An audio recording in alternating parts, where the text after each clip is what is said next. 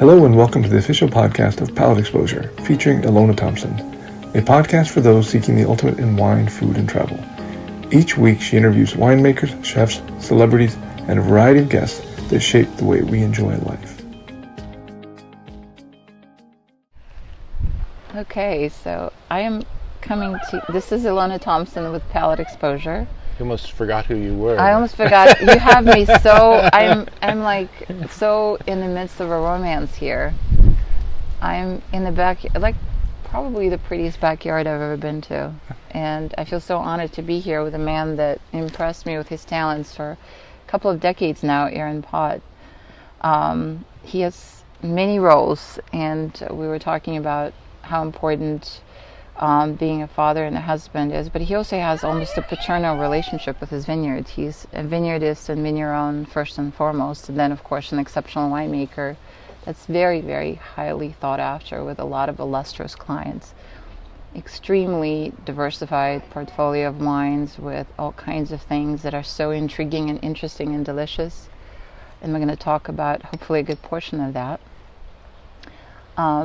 For those of you that don't know Aaron, I would love to learn, how did your journey start? Like, where were you born? Where did it all begin? I was born in Eugene, Oregon. My father was a Presbyterian minister, but he had done a PhD in theology at the University of Edinburgh. And he always had a church, but he always had a church in a college town so that he could alternately teach at the university in that town. And so that sort of framed my youth. And one of the wonderful things that happened to my father is that he did a postdoctorate at the University of Heidelberg in Germany. Oh, wow. And he had a professor there who was a huge wine lover and made my father a wine lover too. And through the easiest, if the drug dealers have a first one's free idea, it has to be the sweet German wines. The gateway wine. Yeah, the gateway drug are those sweet German wines. And my father was taken by those wonderful sweet German wines, and I remember as a kid that we would get a little taste of those every once in a while, and they were perfect wines for kids to start with because they are sweet, ideal for a child's palate. They have a great deal of acidity, but they also have very low alcohols, so they're incredibly accessible for kids. And I grew up in a house that was in the front had a very rural golf course, and in the back just the endless eastern woods of Oregon. Wow. So very lovely childhood running around. You know, that's so good to hear. I often speak of a lot of American households tend to be more on the puritanical side, particularly in certain states. You obviously grew up in a house where people, that were raising you, they were very open-minded, weren't they? I mean, what you describe in your experiences, there's a lot of freedom, a lot of interaction, early exposure to wine. Is that correct? Or? Yeah, and I'm my father was a minister, very very religious person, but for him, his idea of religion was that Christ brought love, and that was the message was love. And I think he very much thought that that was the message he wanted to bring. And he was very active in politics, very active in the civil rights movement, active in later on in gay rights, women's rights, and so on. He would sort of pick every decade a new oppressed people to support, and was very active in that. So yeah, it was a very loving family. My mother was a school teacher. Oh, wow.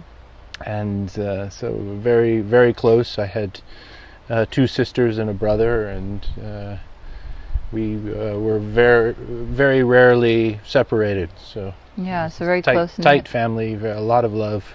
Wow, And that sounds wonderful. I mean, I think my wine journey really started, and it's kind of an old story at this point, but my parents did a 2-year sabbatical in Oxford, England, and during that trip, we took a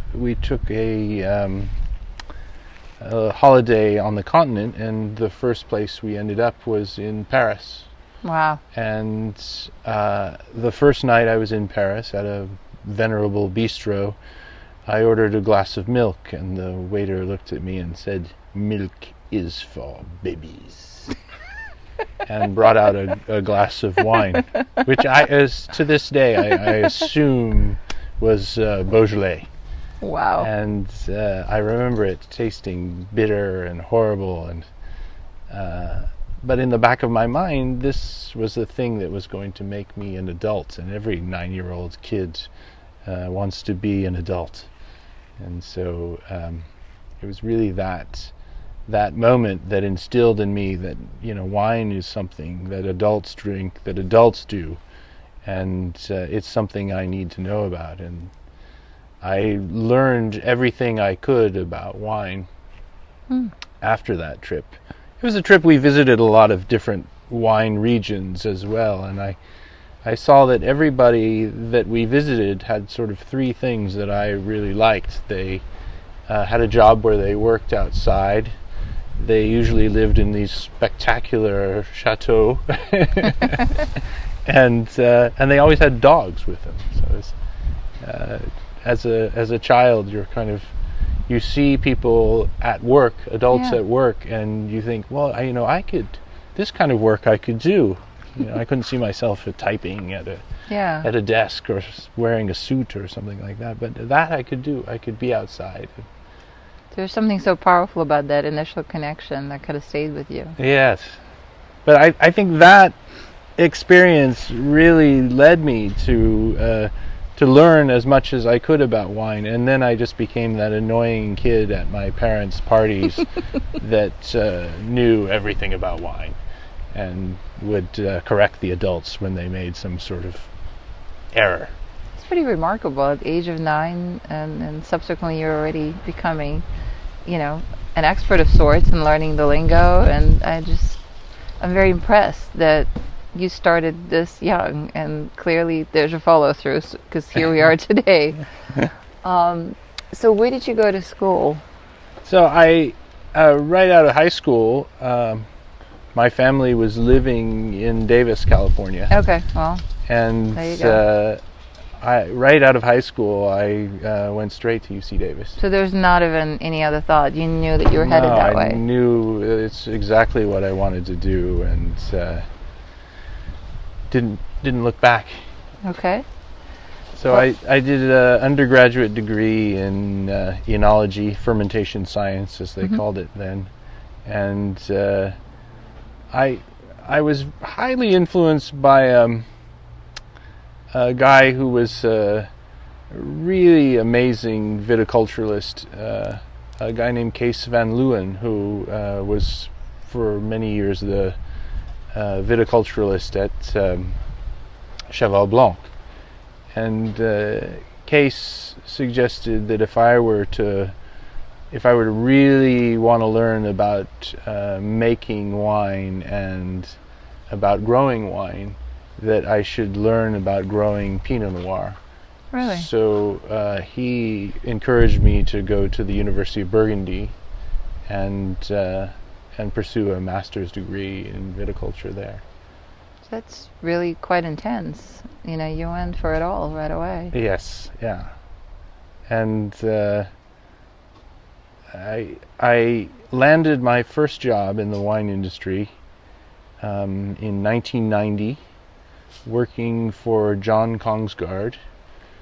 There's a name that carries some power. And that was a fabulous appointment. I mean, I didn't know John at all, and I was sort of forced upon him by the owners of Newton Vineyard. Yeah.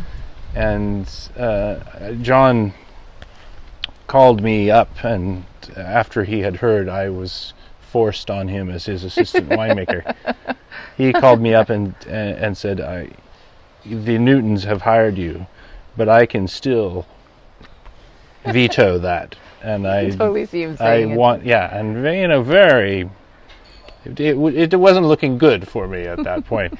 And so he was very stern on the phone and said, we need to meet.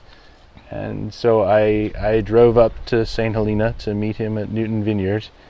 And for some reason I was listening at the time to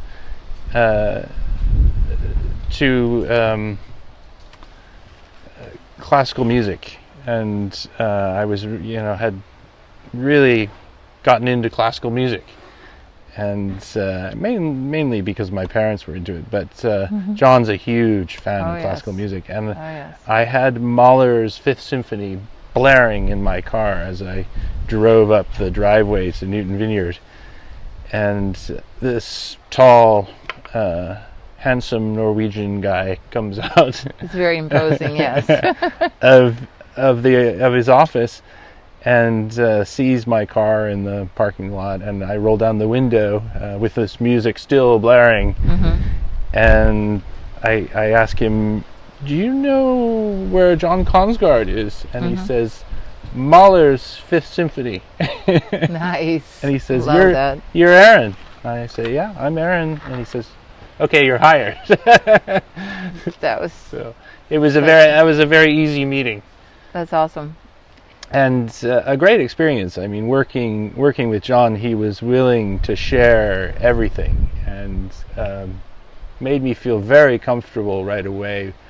Brought me into his home, and I befriended his wife Maggie, whom I love dearly, and his kids, and it was a wonderful learning experience. I mean, just being able to learn about vineyards, being able to learn about wine, and being able to be in the presence of a real master.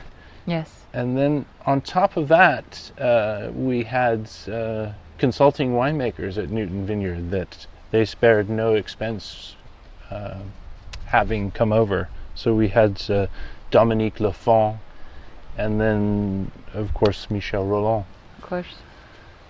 So you couldn't script this any better. I mean, this was really just such a remarkable set of mentors that I'm sure had, a lifetime imprint on how you think of this craft.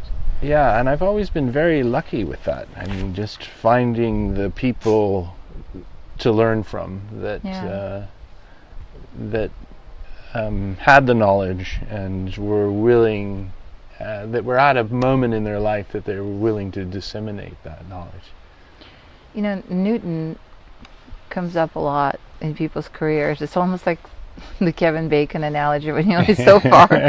There's always a connection to Newton, and they were so seminal in establishing, sort of this space for people like you to really learn and hone their craft. And they seem to have established kind of like an incubator of extraordinary talent. Yeah, I mean, great talent. I mean, I think of the people that were there when I was there, or that preceded me. You have Rick Foreman, you have Dean Sylvester, people that came after me, Andy Erickson, Luc Morlaix, Jean Hofflinger. I mean, just an incredible stable of real talent. Well, your French pronunciation is perfect, which leads me to the next stage of, I know you've lived in France and you speak perfect French. Is that the case? I haven't heard you speak, so I have to ask. I'm just noting the pronunciation. I speak French, yes. Okay. Perfect. Maybe not for the French standard, but I'm sure for the rest of us it would sound with perfect. An American accent. Yes.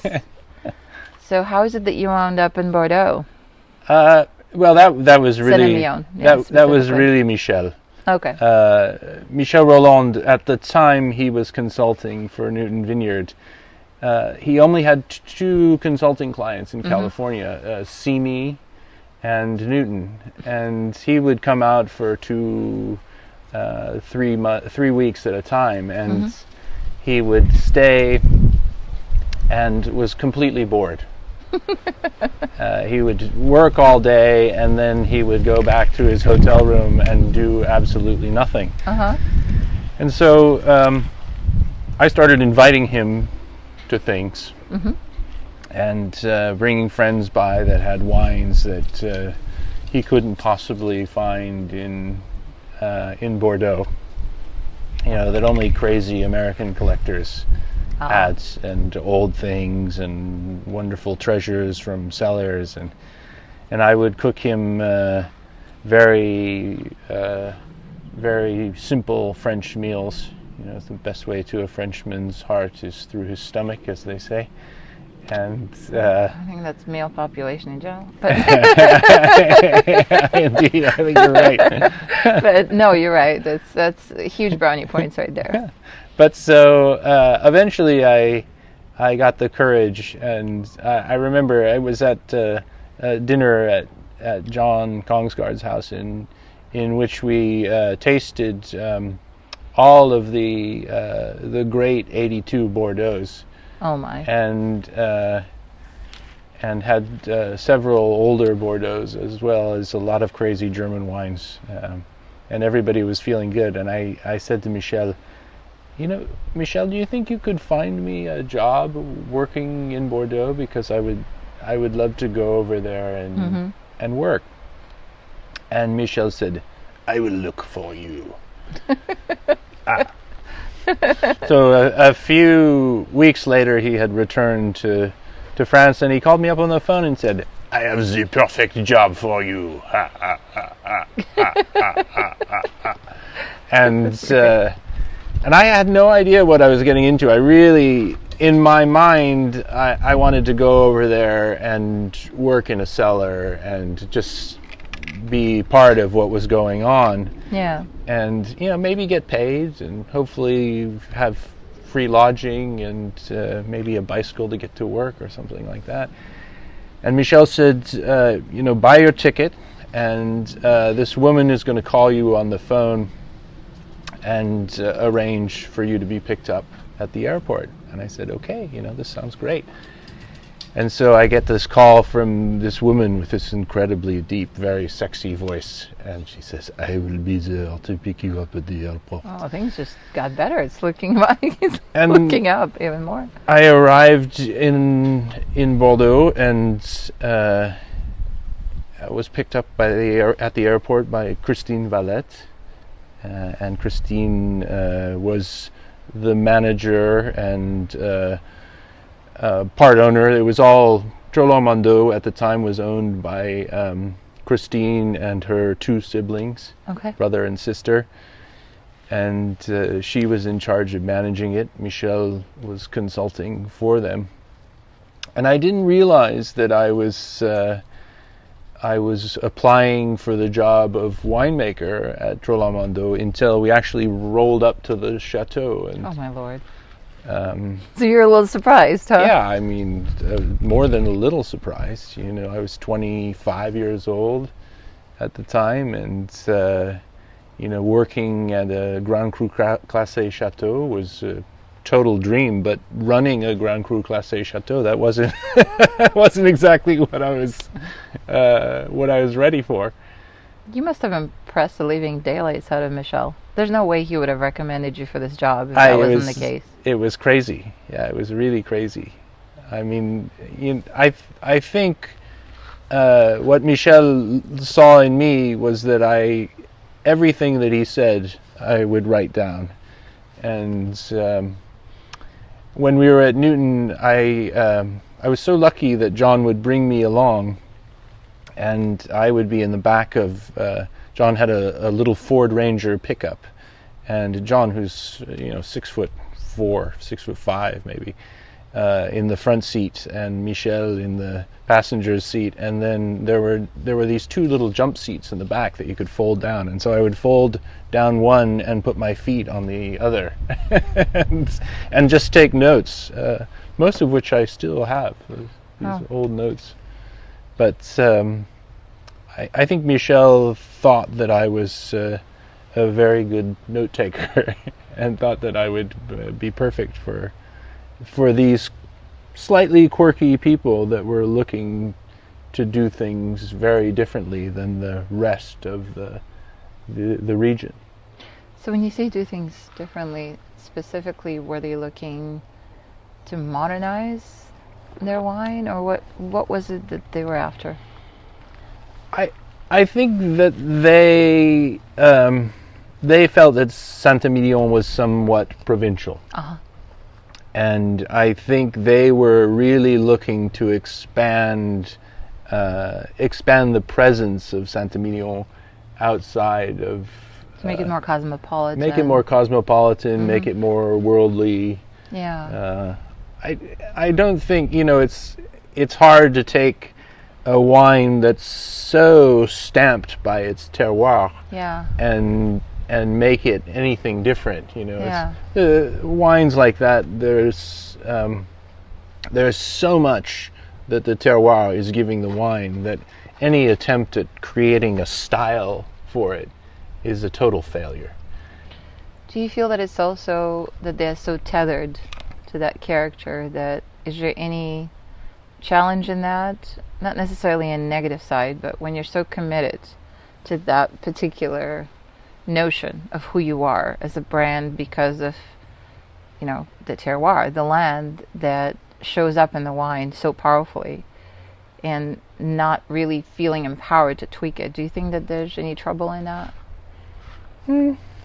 I don't. I mean, I think what makes wine unique and what makes wine interesting and what makes wine different is that effect of terroir. Okay. And I think the more we try to mess with that, the more we sort of lose the focus of what the wine is.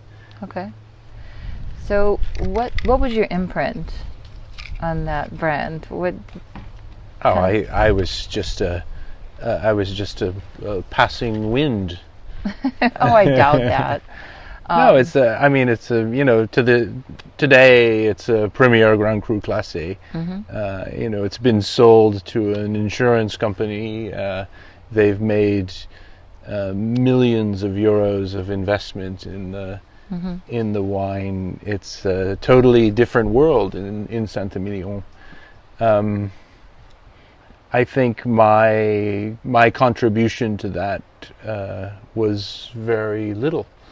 I like to think. They had to taste the wines that I made in order to pass to Premier Grand Cru Classé. But I think I was a very small part of that. The bigger picture is the land. Yeah. And I took more from Trolland-Mondot than I gave to Trolland-Mondot. I learned more living in Saint-Emilion, living in Bordeaux in that decade. I learned so much because it was a decade of real change and real. They made so many leaps forward in terms of technology and understanding wine and understanding grape growing, understanding viticulture, that there are lessons that I learned in the decade of the 90s that I still, people are just learning in Napa Valley today. Really? They were that much further ahead? Yeah. I really think they were. And they were further ahead because they had unified the idea of winemaking and grape growing. Okay, so the concept of vigneron had a foothold forever. There was really no other way. Yeah. And these are, Trolland-Mondot was not a small property. It's a very large property, 33 hectares. So a massive property by Saint-Emilion standards, but most of the properties are, around 10 hectares. And so quite small, family-owned properties, generally family-run properties. That certainly has changed since that era. And what about this, you were describing winds of change and just very dynamic environment. Has that continued, or has it been replaced by something? No, I think Bordeaux was slapped in the face, resting on its laurels by an upstart California region called Napa Valley. And I think we really, it took them a long time to stand up and see it, but I think we really kind of blindsided them. And changed how people perceive wine for a long time. When did you think that awareness started to sink in Bordeaux that California is a real player? I think it was really in that decade of the 90s that California became a real player, and I don't think it was until the end of the decade that Saint-Emilion, that the Médoc really said, "Oh, wow, these guys they're starting to get good." Yeah. and I think it was not the wines that had traditionally been made in Napa Valley, the big producers' wines, that changed the game. It was small producers in Napa Valley that really set their standards high, and I think really changed the game. So, but you're not necessarily referring to the cult wines that... I think the cult wines are a big, the early cult wines are a big factor. The Harlans, the Colgans, the The Arajos. Harlans, the Colgans, the Arajos, I think those are all a big factor. Yeah. I mean, clearly a lot of those wines, you look at something like Arajo, I mean, the Islay Vineyard was making great wines. You try the 1971 Ridge Islay Vineyard. That's why people forget. Spectacular. It didn't start with Bard and Daphne. Spectacular wine. Yeah. I mean, unbelievable wine. One of the best Cabernets, I would say, in the top 10 of the great Cabernets I've had in my life. Yeah. And Wow. and I think people were discovering these great vineyards again. Yeah. And realizing that, if we start limiting production, if we start looking at these things under a microscope, we can really start making something good. And I think that's continued. The wines of Colgan are fabulous. The wines from that Islay vineyard, they're still fabulous. You try the wines of Dalla Valle, they're wonderful wines. God, yeah. Maya is a wonderful wine. Yeah. I don't think that's changed. I mean, I think we've rediscovered some of the older wines that have been kind of lost, things like Maya Camas that were fabulous wines in the 60s and 70s. I mean, you try the older 60s wines from, late 60s wines from Chapelet and early 70s wines up there. They're fabulous. I mean, that was, going on way before Pritchard Hill became... Millionaire's Alley, or whatever they want to call it these Rodeo days. Drive. Yeah, Rodeo Drive. Yes. It's a Beverly Hill now. No, it's... So what you're describing is that California was already predisposed without the awareness factor by virtue of the vineyards and terroir that existed long ago, and pre-phylloxera and all that stuff. But when people started exploring it, and really embraced it and applied the correct viticultural practices, that's when it flourished. Is that accurate? Yeah, and I think part of that is, there's a serious French influence there. There's a serious Russian influence there with Andre. Andre's listening, I hope. It's a good conversation. Yeah, who was Cyclops in the Land of the Blind, that guy. The conclusion of this interview can be found in the next podcast, already available for your download. Thanks again for tuning in to the official podcast of Palate Exposure, featuring Ilona Thompson.